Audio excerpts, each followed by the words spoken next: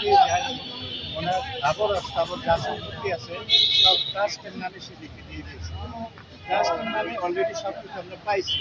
মানে ঢাকার যে বাড়িটা আছে এই বাড়িটা আমরা এলাকাবাসী বুঝিয়া পাই না, উনি বুঝে এটা দিতে আসে না।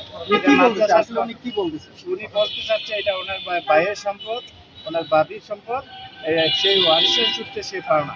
যখন কাগজপত্র দেখাচ্ছেন কাগজপত্র দেখাইলে বলেছে যে এটা বাড়ির ব্যাপারটা সে ভিন্নভাবে সেটা বলেছে এটা আমার বাবির সম্পদ, আমার ভাইয়ের সম্পদ।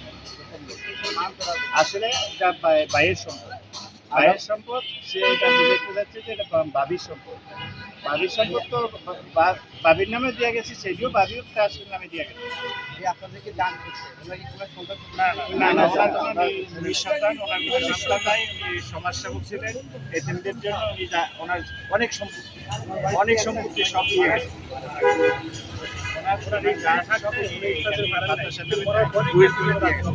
এখন আদালত আপনাদেরকে কি রায় দিচ্ছে?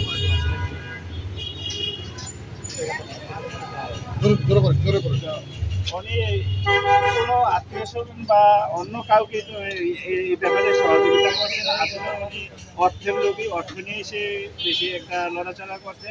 তা আসলে উনি শেষ বয়সে কেন এটা করতেছে আমরা এলাকাবাসী এটা বুঝতেছি। ওনার নাম কি? ওনার নাম নজরুল মিয়া, নজরুল ইসলাম জাদু।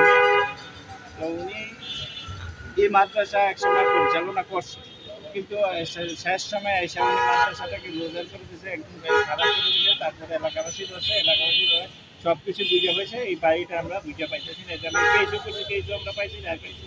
এরপরে তো উনি ইতিমের হক উনি কেন দেখেন সেটা আমরা বুঝতে তো এটা উনি ভালো বুঝেন। মানে আমরা রাস্তায় খাড়িছি যাতে এতিমের হক এতিম বুঝা পায়, এতিমের যেন এতিমের জিনিসটা বুঝায় দেয়, সেই কারণে আমরা রাস্তায় গেছি।